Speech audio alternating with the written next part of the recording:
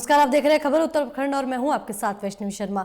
तो खबर उत्तराखंड में सबसे पहले बात करेंगे हल्द्वानी की, जहां हल्द्वानी की जेल में सजा काट रहे बंदियों को मानसिक और शारीरिक रूप से फिट रखने के लिए कुमाऊं की सबसे बड़ी जेल हल्द्वानी में जेल प्रीमियर लीग का आयोजन किया गया है। आपको बता दें कि हल्द्वानी जेल के वरिष्ठ जेल अधीक्षक मनोज आर्य की पहल पर जेल प्रीमियर लीग का आयोजन हो रहा है, जिसमें जेल में बंद कैदियों ने 8 टीमें बनाई। वहीं वरिष्ठ जेल अधीक्षक ने बताया कि ग्रीष्मकालीन और शीतकालीन खेलों का आयोजन जेल परिसर में अक्सर होता रहता है। इसी क्रम में जेल परिसर में शीतकालीन खेलों के अंतर्गत जेल प्रीमियर लीग का आयोजन किया गया, जिसमें 8 टीमों के बीच रोजाना मैच होंगे और जनवरी के प्रथम सप्ताह में जीपीएल का फाइनल मैच खेला जाएगा। वहीं खेल का मकसद बंदियों को शारीरिक और मानसिक रूप से फिट रखना है, ताकि उनके मन में अच्छा विचार आ सके। प्रतिवर्ष ग्रीष्मकालीन और शीतकालीन खेल जो है इस कारागार में आयोजित किए जाते हैं। इसमें वॉलीबॉल है, कैरम है, चेस है। इसके साथ साथ एक क्रिकेट प्रतियोगिता जिसे हम जेपीएल कहते हैं, जेल प्रीमियर लीग, वो भी ग्रीष्मकालीन और शीतकाल में इस कारागार में आयोजित की जाती है। और इसमें इस बार लगभग 8 टीमें जो हैं इसमें प्रतिभाग कर रही हैं और अभी लीग मैच चल रहे हैं और जनवरी के प्रथम सप्ताह में हमारा फाइनल मैच कराने का विचार है। इस जेल में खेल के आयोजन का मतलब है, मकसद हमारा कि हमारे जो बंदीगण हैं वो शारीरिक रूप से फिट रहें, साथ साथ मानसिक रूप से भी वो स्वस्थ रहें, फिट रहें। ये इस खेल के आयोजन का मकसद। राजपुरा में पेयजल किल्लत से नाराज स्थानीय लोगों ने जल संस्थान कार्यालय में प्रदर्शन किया। खाली डिब्बे और बाल्टियां लेकर पहुंचे लोगों ने जेल संस्थान के बाहर लगातार कहा कि पिछले 1 सप्ताह से ट्यूबवेल खराब है। इसके बावजूद भी जल संस्थान प्रशासन ट्यूबवेल ठीक नहीं करा पाया है, न ही टैंकरों से पर्याप्त मात्रा में पेयजल आपूर्ति कराई जा रही है। क्षेत्र के लोग पीने के पानी को भी तरसते रहते हैं। वहीं लोगों को दूर दूर से पानी भरकर लाना पड़ता है, जिसके बाद लोगों ने जल्द ट्यूबवेल ठीक कराकर पेयजल आपूर्ति करने की मांग की है।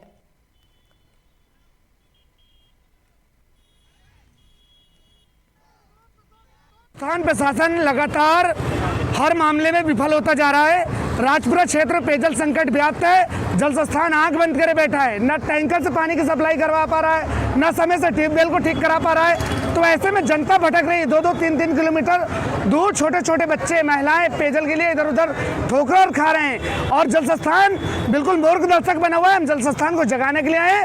हम मांग कर रहे हैं तत्काल पेयजल संकट को दूर करने के लिए जल संस्थान प्रशासन उचित कदम उठाए। साथ ही साथ मांग कर रहे हैं कि बेहतर गुणवत्ता की मोटर लगाई जाए, ताकि जो बार बार ट्यूबवेल बिक रहा है उसमें अंकुश लगाया जा सके, वरना जनता का सब्र का बांध टूटेगा और जल संस्थान में बहुत बड़ा प्रदर्शन। हरिद्वार में 11 साल की मासूम के बच्चे के साथ दुष्कर्म कर उसकी हत्या करने का मामला अब तूल पकड़ने लगा है। वहीं देर रात हरिद्वार के ज्वालापुर सुभाष नगर में आक्रोशित सैकड़ों युवाओं ने सड़कों पर उतरकर कैंडल मार्च निकाला और बलात्कारियों को फांसी की सजा देने की मांग कर रहे हैं। वहीं युवा सुदेश त्रिपाठी ने बताया कि हम पुलिस प्रशासन और सरकार को कैंडल मार्च निकालकर ये संदेश देना चाहते हैं कि हरिद्वार सभी युवाओं में मासूम बच्चे के साथ दुष्कर्म कर रहे हत्या करने पर आक्रोश है और मोमबत्ती की ज्वाला की तरह हमारे दिल भी मशाल की तरह जल रहे हैं। साथ ही पुलिस की कानून व्यवस्था चालान काटन तक सीमित न रहे, बल्कि बच्चे को न्याय दिलाने की बात भी कही है।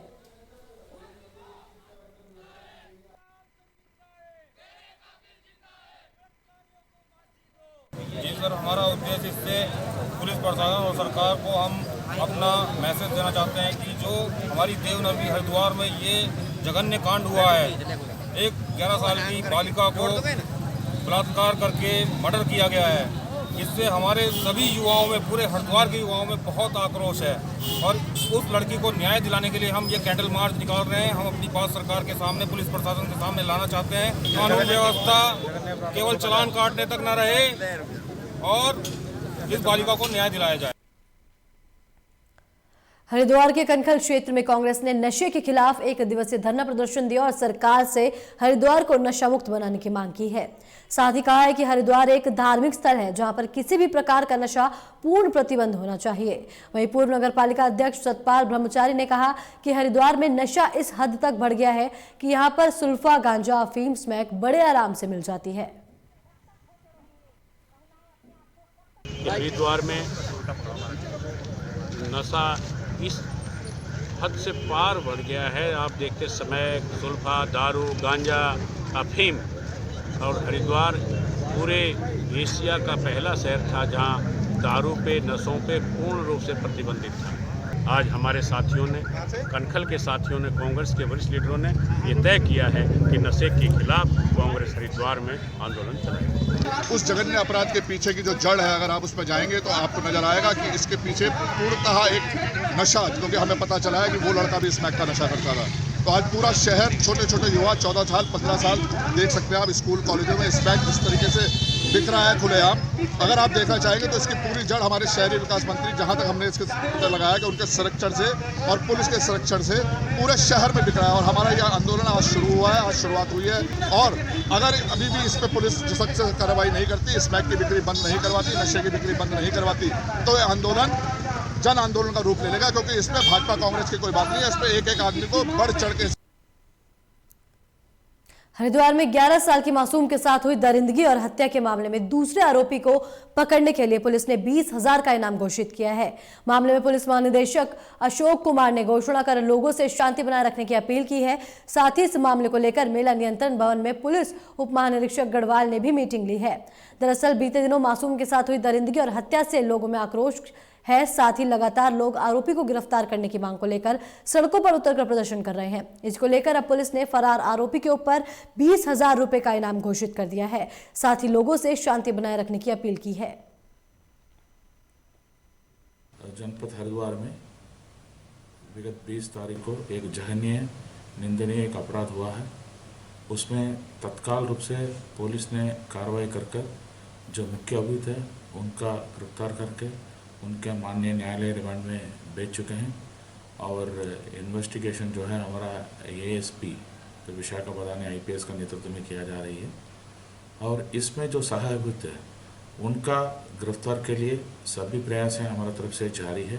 हमारे विभिन्न टीमें जो है विभिन्न जगहों पे अभी दबिश का कार्रवाई प्रचलित है। माननीय न्यायालय से ये सहायक अभियुक्त इनके लिए NPW भी जारी है।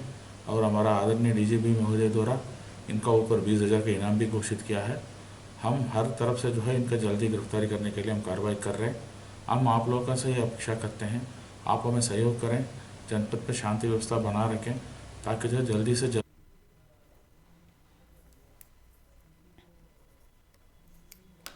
वहीं इस खबर पर ज्यादा जानकारी के लिए हरिद्वार से हमारे संवाददाता मनीष हमारे साथ फोन लाइन पर जुड़ गए हैं।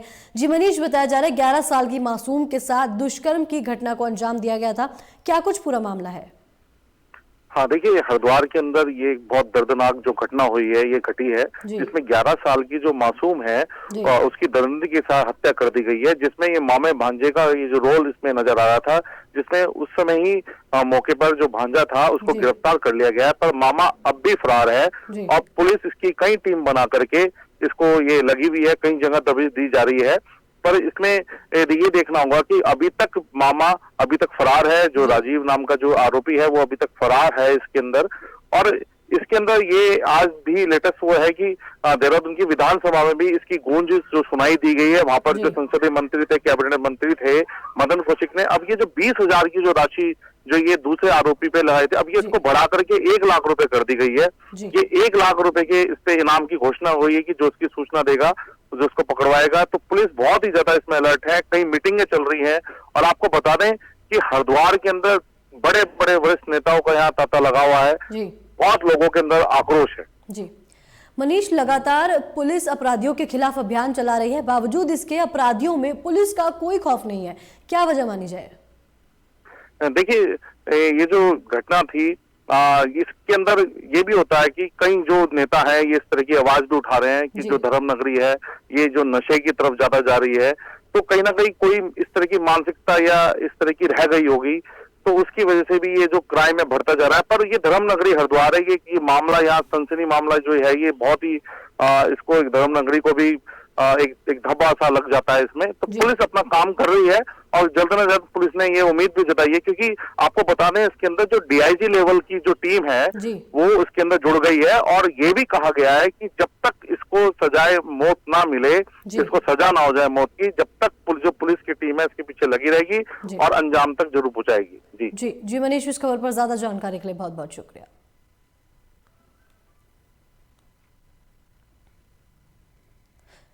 कोरोना काल में धर्म नगरी हरिद्वार के व्यापारियों को नुकसान उठाना पड़ रहा है। आपको बता दें कि व्यापारियों का व्यापार एकदम ठप हो गया। वहीं धर्म नगरी हरिद्वार में देश विदेश से लोग आते हैं, लेकिन कोरोना के चलते व्यापारियों को बड़ा ही नुकसान हो रहा है। आपको बता दें कि व्यापारी अधिकतर यात्रियों पर ही निर्भर रहते हैं। वहीं जिस तरीके से कोरोना काल में यात्रियों का हरिद्वार में आगमन नहीं हो रहा है, वहीं आपको बता दें कि 2021 में महाकुंभ का आयोजन धर्मनगरी हरिद्वार में होगा, जिसको लेकर व्यापारियों में एक उत्साह देखने को मिला है। साथ ही सभी व्यापारियों का कहना है कि वे अपने आर्थिक संकट को इस महाकुंभ से दूर कर सकेंगे। लेकिन जिस तरीके से कोविड-19 का प्रकोप लगातार जारी है, उसको देखते हुए पता नहीं है कि यात्री हरिद्वार आएंगे या नहीं। देखिए, सभी जानते हैं कि कोरोना काल चल रहा है और कोरोना काल में क्योंकि हरिद्वार जो है एक धर्म नगरी है, एक तीर्थ नगरी है, यहाँ पे यात्रियों का आवागमन बहुत तेज़ी से होता है। यहाँ पे यात्रियों की भरमार रहती है और इस साल कोरोना की वजह से क्योंकि चारधाम यात्रा भी नहीं हुई और उसके बाद तीर्थ नगरी में यात्री भी कहीं ना कहीं नहीं आ पाया, तो यात्रियों के ना आने से सभी व्यापारी वर्ग, हरिद्वार के व्यापारियों की तो ये हालत है कि उनकी बोनी तक नहीं हो रही है। वो बेचारे सुबह आते हैं, दुकानें बंद करके शाम को वापस चले जाते हैं। तो सभी जानते हैं व्यापारी वर्ग की एक आस है कुंभ, व्यापारी चाहता है कि कुंभ भव्य हो, दिव्य हो, अधिक से अधिक लोग यहाँ पर आए। और क्योंकि जो व्यापार वर्ग टूट गया है कोरोना की वजह से, उस व्यापार वर्ग को कहीं ना कहीं एक आर्थिक सहारा मिले यात्रियों से। खटीमा में अपराध पर अंकुश लगाने के लिए पुलिस वांछित इनामी बदमाश को पकड़ने के लिए अभियान चला रही है। अभियान के चलते पुलिस 2017 से फरार 1000 के इनामी बदमाश को गिरफ्तार कर जेल भेज दिया है। आपको बता दें कि पुलिस अधीक्षक के निर्देश पर अभियान चलाया जा रहा है और इनामी बदमाश को खटीमा के पहेनिया चौराहे से गिरफ्तार किया गया है। साथ ही इनामी अपराध हरवंश सिंह पर कई धाराओं में मुकदमा भी पंजीकृत है।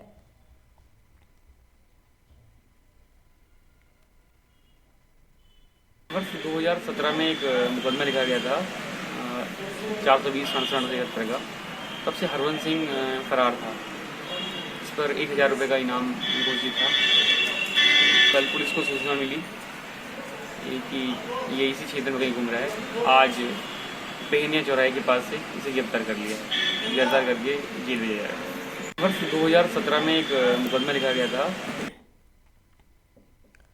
उत्तराखंड के उधम सिंह नगर जनपद की सीमांत खटीमा पुलिस ने नाबालिग के अपहरण और पॉक्सो एक्ट के तहत आरोपी को बरेली से नाबालिग के साथ पकड़ लिया। आपको बता दें कि पकड़े गए आरोपी को पुलिस ने न्यायालय में पेश किया है, जहां से आरोपी को जेल भेज दिया गया। बताया जा रहा है कि सीमांत कोतवाली खटीमा में पुलिस ने खटीमा निवासी पूरन सिंह की तहरीर पर 15 साल की बेटी के अपहरण को लेकर एक युवक पर मामला दर्ज करवाया था, जिस पर कार्रवाई करते हुए खटीमा पुलिस ने बरेली से नाबालिग को बरामद कर आरोपी को गिरफ्तार कर पॉक्सो एक्ट के तहत जेल भेज दिया है।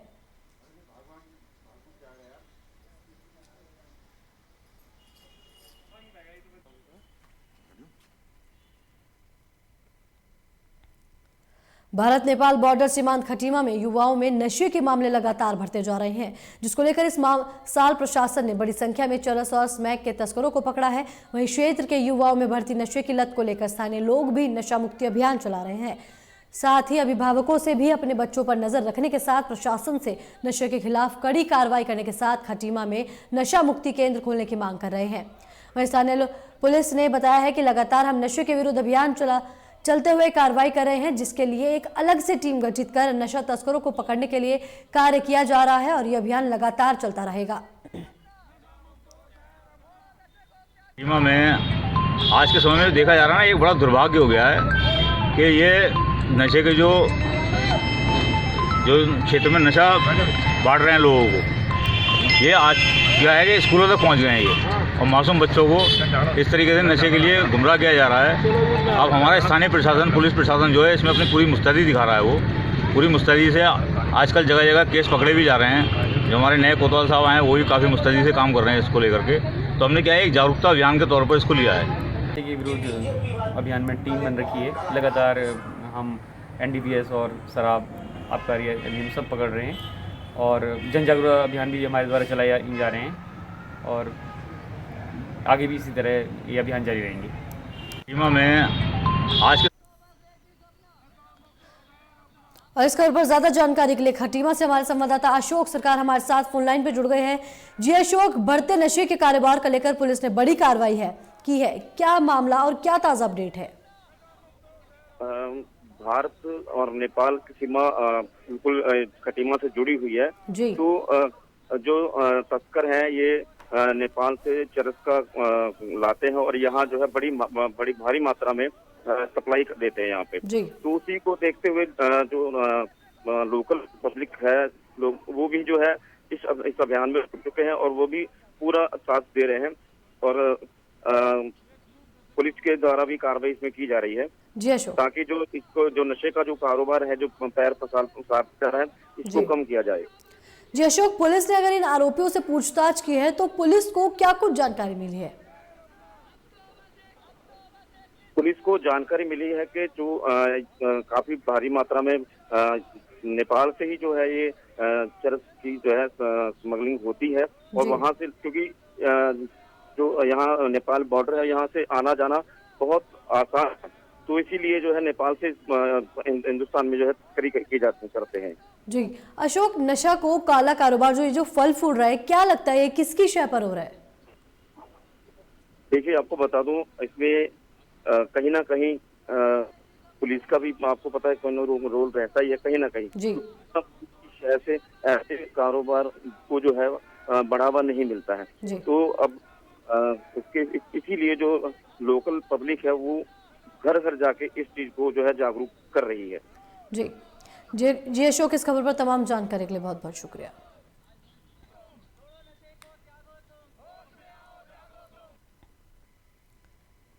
लक्सर में एक विवाहिता को कम दहेज लाने का आरोप लगाकर ससुरालियों ने मारपीट कर घर से निकाल दिया। लक्सर गांव निवासी शर्मा परिवहन की शादी लगभग 4 महीने पहले वसीम निवासी खंडवा कतुबपुर के साथ हुई थी। वहीं दहेज तो भी बुलेट मोटरसाइकिल की मांगों के साथ कम दहेज के लिए लगातार ससुराल वाले विवाहिता को प्रताड़ित करते आ रहे थे।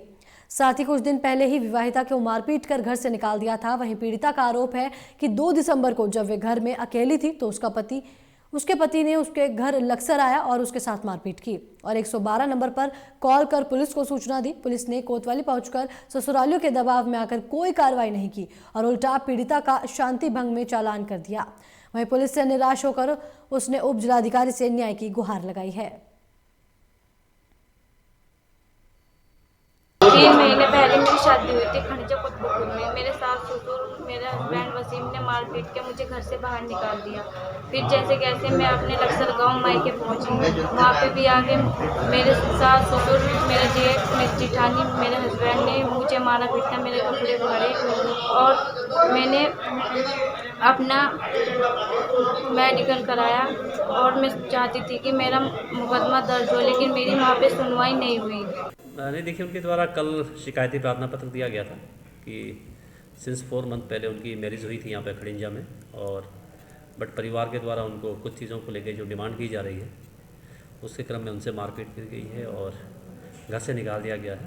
तो विषय में एक तो SHO से वार्ता भी की गई है कि इमीडिएटली उसको देखें और राइटिंग में भी ऑर्डर भेज दिए गए हैं। बाकी जो भी चीज़ें हैं उसमें पुलिस के द्वारा उसमें कार्रवाई की जाएगी और उसको पुनः एक बार चेक भी करवाया जाएगा। वहीं इस खबर पर ज्यादा जानकारी के लिए लक्सर से हमारे संवाददाता गोविंद चौधरी हमारे साथ फोन लाइन पे जुड़ गए हैं। जी गोविंद, मामले को लेकर क्या कुछ ताजा अपडेट है?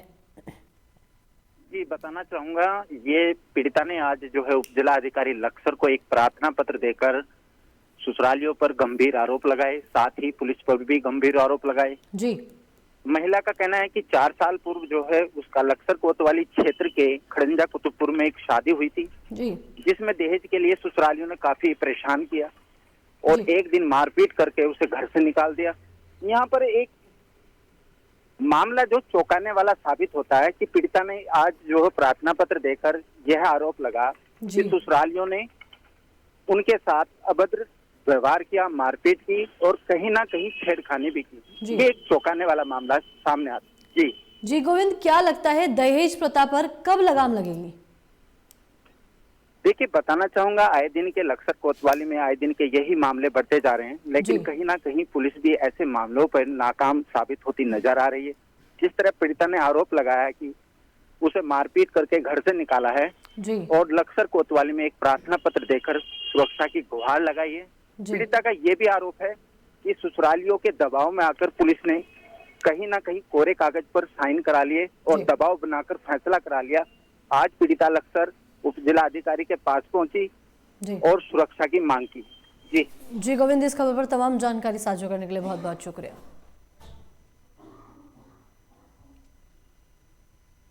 लक्सर में कोतवाली पुलिस को बड़ी सफलता हासिल हुई है। आपको बता दें कि पुलिस ने 5000 के इनामी बदमाश को उसके निजी निवास से टीम बनाकर गिरफ्तार कर लिया, जिसमें पुलिस टीम को 5000 का पुरस्कार भी पुलिस उप महानिरीक्षक ने दिया। बताया जा रहा है कि आरोपी साल 2013 से हत्या के आरोप में फरार चल रहा था। वहीं जानकारी के मुताबिक आरोपी गांव में अड़े के डेली लगाता था, जिस पर पुलिस टीम ने मुखबिर की सूचना पर आरोपी को गिरफ्तार कर लिया और न्यायालय के सामने पेश कर दिया। आदरणीय डीजीपी सर के द्वारा चलाए जा रहे वांछित और इनामी अपराधियों के अभियान के क्रम में कोतवाली लक्सर टीम के द्वारा प्रभारी निरीक्षक हेमंत सिंह नेगी के नेतृत्व में एक 2013 से इनामी अपराधी राकेश कुमार पुत्र कोलो निवासी बड़ौत बागपत को गिरफ्तार करने में सफलता हासिल की है। उक्त अभियुक्त 364, 302, 120 बी आईपीसी के अभियोग में विगत 7-8 वर्षों से वांछित था। राष्ट्रीय पुरानी पेंशन बहाली संयुक्त मोर्चा पुरानी पेंशन योजना बहाल किए जाने की मांग को लेकर आगामी 1 जनवरी को प्रदेश भर के करीब 78,000 सरकारी कर्मचारी काला दिवस के रूप में मनाएंगे। वहीं बुधवार को जिला मुख्यालय स्थित एक होटल में आयोजित पत्रकार वार्ता में संयुक्त मोर्चा के प्रदेश महासचिव सीताराम पोखरियाल ने यह जानकारी दी और कहा कि सरकार मोर्चा की मांग पर सकारात्मक निर्णय लेने के बजाय उन्हें आंदोलन जैसे कदम उठाने के लिए मजबूर कर रही है। वहीं मोर्चा के प्रदेश महासचिव ने कहा कि पिछले लंबे समय से मोर्चा पुरानी पेंशन बहाली की मांग कर रहा है, लेकिन कर्मचारी की इस मांग पर कोई भी ध्यान नहीं दिया जा रहा है। इतना ही नहीं, उन्होंने कहा कि प्रदेश में 1 अक्टूबर 2005 के बाद नियुक्ति सरकार कर्मचारी की पुरानी पेंशन बंद कर दी गई है, जिससे कर्मचारी को सेवानिवृत्त होने के बाद भारी दिक्कतों का सामना करना पड़ रहा है। वहीं सेवानिवृत्त के बाद भविष्य भी अधूरे में पड़ता दिखाई दे रहा है। राष्ट्रीय पुरानी पेंशन बहाली संयुक्त मोर्चा जो है, जिसके बैनर तले हम लगातार इस पुरानी पेंशन बहाली के लिए एक मुहिम चलाए हुए हैं और ये प्रदेश में नहीं बल्कि पूरे देश में इसका बहुत व्यापक विस्तार हो रहा है। उसी क्रम में हम अपने गढ़वाल मंडल के अंतर्गत प्रत्येक जनपद में सशक्त कार्यकारिणी का गठन कर रहे हैं, जिसमें हम लगभग 3 जनपदों में कर चुके हैं। 1 जनवरी 2021 को हमारे पूरे देश में काला दिवस मनाया जाएगा। उस दिन पूरा हम कर्मचारियों के लिए एक काला कानून के रूप में जो लाया गया उसको काला दिवस के रूप में मनाया जाएगा और हम तमाम देश के और राज्य के अधिकारी शिक्षक कर्मचारियों से अनुरोध अपील करेंगे कि सभी वरिष्ठ पुलिस अधीक्षक सुनील कुमार मीणा के निर्देशानुसार और रामनगर कोतवाल अबुल कलाम के निर्देशन में पुलिस के द्वारा शराब और नशे के विरुद्ध जागरूकता अभियान चलाया जा रहा है। पिछले लंबे समय से रामनगर में शराब, जुए, सट्टे और नशे के खिलाफ खबर मिल रही थी। इसको देखते हुए एसआई जयपाल चौहान ने नगर में अलग अलग जगह जाकर लोगों को शराब और नशे से दूर रहने के लिए जागरूक किया, साथ ही जानकारी दी कि नशे की लत लोगों के लिए कितनी बुरी है। अभियान चलाया गया कि मोहल्ले क्षेत्रों में जाकर लोगों को जागरूक करें, उनको बताया कि अगर उनके मोहल्ला क्षेत्र में कोई नशे का कारोबार या नशा से संबंधित कोई भी चीज़ विक्रय करता है तो उस संबंध में सूचना दें। हम इसी संबंध में अपने जागरूकता अभियान चलाए कि कुछ दिन पहले का मामला है कुलरगति क्षेत्र का। वहाँ के लोगों ने वहाँ के प्रधानमंत्री से जो है एक व्यक्ति का सहयोग दिया, उसके खिलाफ जो है NDPS एक्ट में कार्रवाई की। ये अभियान आगे भी चलता रहेगा? चलता रहेगा। ये नशे जब तक ये नशे का कारोबार को हम जो है अंत तक न लाए तो ये चलाते रहेंगे इस तरह का अभियान। और इस खबर पर ज्यादा जानकारी के लिए रामनगर से हमारे संवाददाता उधम सिंह राठौर हमारे साथ फोन लाइन पे जुड़ गए हैं।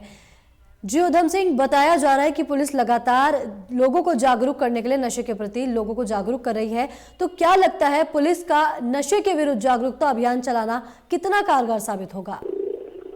वैष्णवी में बहुत लंबे समय से शिकायत आ रही थी रामनगर शहर में कि जो नशा जो है बहुत लंबे समय से जो चल रहा है यहाँ पे और कंप्लेंट भी बहुत आ रही थी। तो फिर ऊपर से जो हम वरिष्ठ पुलिस अधीक्षक सुनील कुमार मीणा जी के निर्देशन पे जो है ये अभियान चलाया गया, जिसमें पुलिस को बहुत सफलता भी मिली है। जिसमें जो जागरूकता अभियान में जहाँ जहाँ ये लोग गए हैं, एसआई जयपाल सिंह जी चौहान जी, और वहाँ पे उन्होंने जैसे ही अभियान चलाया तो वहाँ पे लोगों ने फिर उनको जो है कॉल करके बताया कि यहाँ पे जो है नशा ये जो काला कारोबार चल रहा है, जैसे गांजा हो गया, शराब हो गया, जुआ हो गया, तो पुलिस ने फिर उसको सबको मद्देनजर रखते हुए वहाँ पे जो दबिश की और बहुत से लोगों को उन्होंने पकड़ा और उन पर अभियोग पंजीकृत किए उनसे। जी उधम सिंह, इस खबर पर तमाम जानकारी साझा करने के लिए बहुत बहुत शुक्रिया।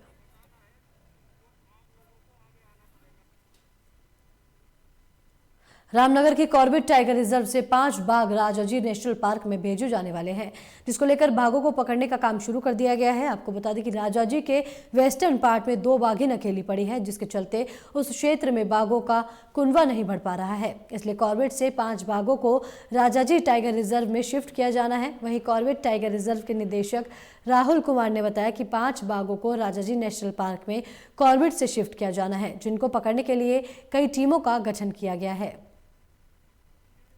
कॉर्बेट टाइगर रिजर्व और इसके लैंडस्केप से 5 टाइगर जो हैं वो राजाजी टाइगर रिजर्व के वेस्टर्न एरिया में शिफ्ट किए जाने हैं। उसके लिए NTCA द्वारा अप्रूवल भी दिया गया है और एक दिशा निर्देश दिए गए हैं।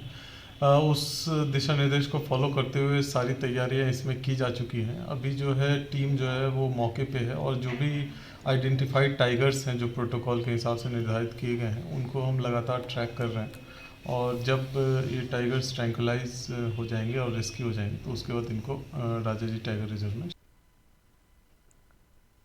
रुड़की में आयोजित बीजेपी के एक कार्यक्रम में नेताओं के जरिए कोरोना के नियमों की खुलेआम धज्जियां उड़ाई जा रही हैं। कार्यक्रम में नगर निगम के मेयर गौरव गोयल और जिला पंचायत अध्यक्ष सुभाष वर्मा के साथ कई बड़े नेता शामिल थे।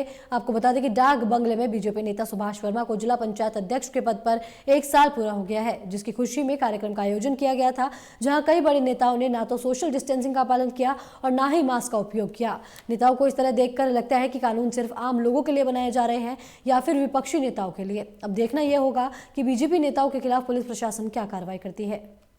किसान दिवस के इस अवसर पर जिला पंचायत में अध्यक्ष बने 1 साल का समय पूरा किया गया है और इस साल में जो विकास कार्य हुए हैं उन सब।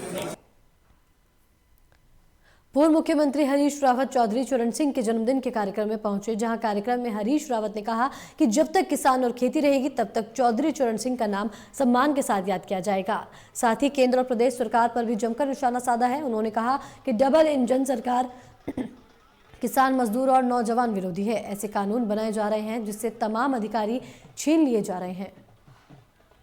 किसान जान हथेली में लेकर इस कड़कड़ाती ठंड में कोरोना के संक्रमण के समय में दिल्ली के दरवाजे खटखटा रहा, कह रहा सुनो मेरी, मोदी जी कह रहे हैं मैंने ये कानून तेरे लिए बनाए। वो कह रहा है भैया मुझे माफ़ कर दो, ये कानून हटा लो, मेरे गले से ये फांस हटा लो, मुझे ये कानून नहीं चाहिए। और हम मोदी जी से कहना चाहते हैं कि आपको ये तीनों कानून वापस लेने चाहिए। इसको मान सम्मान का, मूंचों का सवाल मत बनाइए। ये किसान अन्नदाता का सम्मान करिए। और एक बात सबको, हमको राजनेताओं को। टिहरी में जिलाधिकारी ईवा आशीष श्रीवास्तव ने ऑल वेदर परियोजना के तहत निर्माणाधीन राष्ट्रीय राजमार्ग 94 पर चंबा से कमान तक का निरीक्षण किया। आपको बता दें कि निरीक्षण के दौरान जिलाधिकारी ने सबसे पहले चंबा में निर्माणाधीन 440 मीटर लंबी सुरंग का निरीक्षण किया, जिसके बाद उन्होंने धारकोट में भूमि के धंसाव से संबंधित प्रकरणों को लेकर SDM FR चौहान को गांव में बैठक कर प्राथमिकता के आधार पर मामलों के निस्तारण के निर्देश दिए हैं।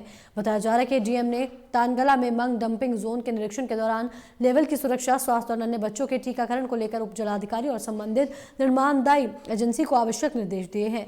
वह जिलाधिकारी ने यह भी स्पष्ट किया है कि ऐसी अधिग्रहित भूमि, स्ट्रक्चर, भवन जिसके मुआवजे का भुगतान संबंधित को किया जा चुका है, उसे तोड़कर निर्माण कार्य में गति लाने के निर्देश दिए हैं।